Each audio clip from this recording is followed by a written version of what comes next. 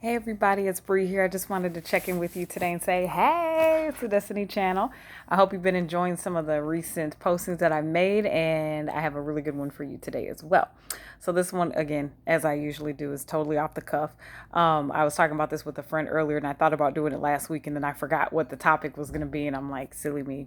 So I finally bring it to the table, and this one is about forgiveness versus apologizing, and I'm gonna make it very sweet and short so I can tell you my quick version, short story of what that was about for me. So, and I'll make this like my whole life long story short. So essentially, I grew up in favoritism, right? Steeped in it. I was a favorite child in most cases on one side of my family, anyways. One of the favorites, I'll say that. And so I got treated very differently. I was the what I say in my presentation. I was the black girl with white privilege in my family. That's how that worked. And what I found out over time is that I was never really taught, or excuse me, I was never really corrected in my behaviors. And I wasn't a bad kid. I was actually really good, I would say. I was busy, but I wasn't bad. I wasn't out doing mischievous things and all kind of stuff. Like I held it down, like my parents could trust me to do stuff. I wasn't out acting a fool. And so, but however, what I would end up doing essentially is like stepping on people's toes about stuff or making sure I got my way in things, even if my way was the wrong way. I would do things essentially and never apologize or ask for forgiveness for my actions because I thought they were super minor. And then when people did things to me, I would never say anything to them either. So it's kind of like, I didn't say nothing to you, so don't say nothing to me. And so I grew up like that, which was not a good idea. And as a result, I never really learned how to like offer forgiveness. Um, Excuse me, I take that back. I didn't know how to experience the offering of forgiveness or experience. I could experience forgiveness from God, and I had that, but it was offering of forgiveness for other people was very much a challenge for me. So, in addition to the favoritism, I also grew up in a lot of strife, unforgiveness, obviously, and grudge holding. That's just how I was. I was very bitter when I was younger. Cute, but bitter. Beautiful, but bitter. And so when I got to this place in my life where I experienced a significant heartbreak, it was kind of like the situation, and there's no need to go into specifics of the situation, but essentially it was kind of like a paper cut that bled out way more than it should have, essentially.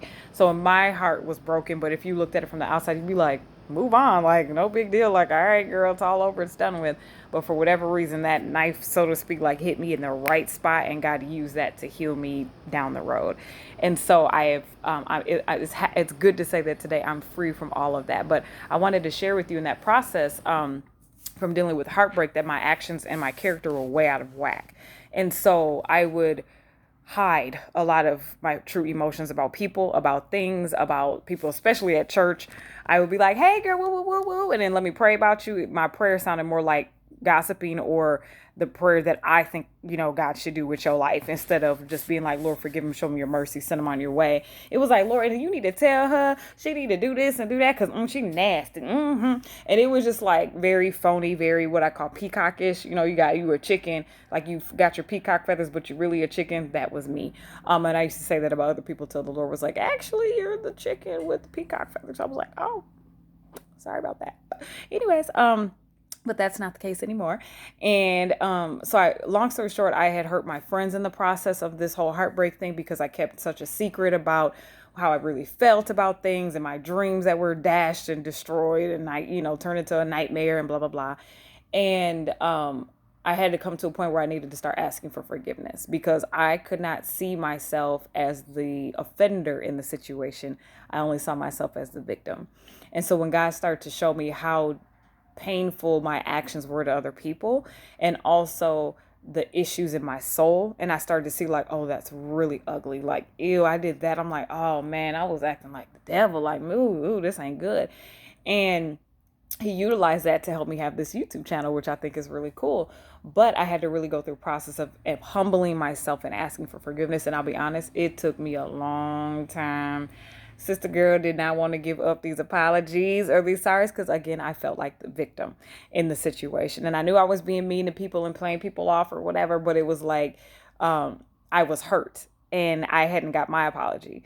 And so, but until towards the end of the whole process. And so, um, when God decided to continue to heal my wounds, and I was apologizing, asking for forgiveness, I wrote letters because I was so vulnerability was such a big mountain for me. Like some people are like vulnerable and they got it like, what you mean? You just say what you want to say. And I'm like, do you know how terrifying that is in my soul? Like, do you know what goes on in my mind when you say be vulnerable? Like I can't breathe anymore. Like I'm like how can you say that? Like that sounds so mean. So I learned to be nice, which really was being fake and not expressing my true emotions. So I'm away from that. I'm getting away from that. And it's been a long journey. There is no drive-through breakthrough.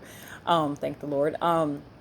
But in that process, I had learned that essentially that I needed to apologize. And so I wrote letters because I had tried to apologize over the phone or in person. And I just was awkward with it. Like, I'm like, oh, I forgot to say this one thing. Now I got to say this and let's have another conversation. And everybody's like, let it go, drop it. Like, we're done. We forgive you. Blah, blah, blah. And I'm like, no, something ain't right. Something's not right. And so it got to the point where I had hurt one of my friends. And I had kept this like long secret or whatever from her. And I had asked for forgiveness, right? A whole year, almost a year and a half later, almost a whole year later, the Lord brings it back up like, you need to apologize. And I was like, I already did. I was like, I am so confused. But he was adamant, like I was out of town. He was like, do it today. And I'm like, okay. I was like, well, I already asked for forgiveness. I don't know exactly what you want me to do. So I wrote a note, and sent it to her. And she came back and was not happy. She was like, actually, I realized after this happened, I got really bitter and da da da. And I was like, ooh. So I was gonna, not clap back, but I was gonna respond. And the Holy Spirit said, do not respond. And I was like, okay, whatever. And I was like, all right, we're gonna leave it at that. And then I did that part and I felt better. I knew that I had to release something, but I realized, I said in the letter, I realized I asked you for forgiveness, but I didn't apologize to you. I didn't do that and I'm sorry. And I was like, I didn't realize how my actions looked to other people because I was so stuck in my mind about my victimization that I could not see how wrong I was. And so I realized that now and I just wanted to like articulate I am sorry. And I said, I know you already forgive me, and to you, it's probably no big deal. Oh no, it was a big deal to her. So I had to let it go. I let it go and I moved on. And Laura was like, nope, drop it. You're done with it. I'm dealing with her on some other stuff. So be mind your business. I'm like, okay, cool. So then afterwards, I come back home. I was on a trip, remember? I come back home and I get to a place where um, the Lord is telling me there's an apology imbalance, meaning like you're off.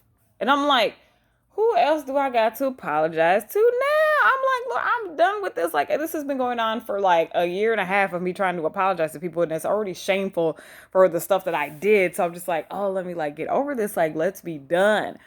And so text my brother about some stuff and admitted some stuff to him. And I'm like, help me clarify this. Like, what's going on? He's like, you need to forgive yourself. And this, and I'm like, but I did. So one day, as you could probably guess, wake up in the morning, or I've had a little, what I call a flash dream. They're just super fast right before I wake up. And I was apologizing, not asking for forgiveness, but apologizing to myself. And I was like, I didn't even know that was a thing. I knew you had to forgive yourself, right? Because we're all like, that's what people talk about. But nobody ever has told me, just like nobody actually taught me you need to apologize, but nobody ever taught me, like, you also have to say sorry to yourself because it's a form of self love and it releases you from the guilt and the shame. And I was like, wow. So I woke up, I, in prayer, decided to do it, by faith and prophetically. I just said, Lord, I'm going to say this prayer, lead me. And I said, Lord, I said, breathe to myself. I said, I am very sorry to you, to me, for my actions. So what I did was very wrong and I was out of character. That is not who I am, but I'm done with that anyway. And I'm moving forward, but I just wanted to acknowledge that my actions were wrong and I'm sorry. And I'm not going to do that again. I won't ever get caught up in a situation like that ever again. Right. And I was done. And so what was funny about it was something very special happened later that day. Or actually, I think it was either later that day or the next morning. I actually think it was later on in that prayer. That particular day, the Lord had given me that date a few months back. And I didn't know why that day was so special, but I know when the Lord tells me a particular date, something's going to happen spiritually, physically, something. And on that day, I got in prayer. I apologized to myself and I continued with my prayer for the day. And afterwards, I heard him say very gently, "You've expired," or "You're expired." And I was like, yes. And I knew saying sorry to myself was the last step in that chapter. The page had already been turned, but I was still trying to look back at that chapter like, what, did I miss something? I forgot to apologize to myself. And so I was just like, wow, I didn't even know, again, I didn't even know that was a thing, but it was so powerful in that moment. And it was so freeing to the point that God is like, the old Brie is dead. The new Brie is beginning today. And I'm like, whoa, stuff they don't teach you in church, stuff they don't teach you growing up, little stuff like that. And so I feel like there's a lot of people that know how to say sorry in life. And there's a lot of people that know how to ask for forgiveness. But I think people miss doing both. And both of them are required. One is not better than the other. But asking for forgiveness essentially is to someone else for your errors, is saying like, will you please release me from the guilt that I hold, or that, from the anger that you may hold towards me because of my actions. Give me a clean slate, right? And apologizing is acknowledging, I am sorry for my actions and I'm acknowledging that right now, and I don't want to do it again. It's not really repentance, but it's at least acknowledging that your actions were wrong. And if you were in victimization mode and you do something, you probably don't see that your actions are wrong because you think you're a victim. You think the other person's actions are wrong. Somebody needed that. And so I want to tell you today, like, no, you have to apologize to yourself as well. Even if you don't think you did anything wrong, try it. Just give it a try and see what happens. Not saying God's going to speak to you directly, be like, you've expired. No, that was my journey. That's my story.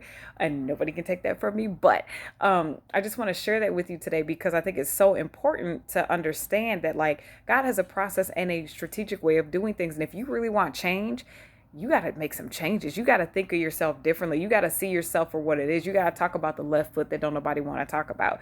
You have to talk about the areas where you needed to be corrected, because that's where people learn the most. It's the crucible seasons of life, and it's the seasons where God has to go pat pat to your butt, to your spiritual butt, and go pat pat pop pop, because you were in the wrong. And so when you go through that process and you make changes, like, there's nothing more exhilarating than knowing that God is going to completely change your heart to more like his, that you're going to walk in this place of like, now when I know when I do wrong, I'm going to say sorry first, or I'm going to ask for forgiveness first. And I'm going to also do it to myself to be completely done with the situation. So I just want to give that to you as a word of encouragement. I hope you enjoy. Ciao for now. Love you, Destiny Channel viewers. Mwah!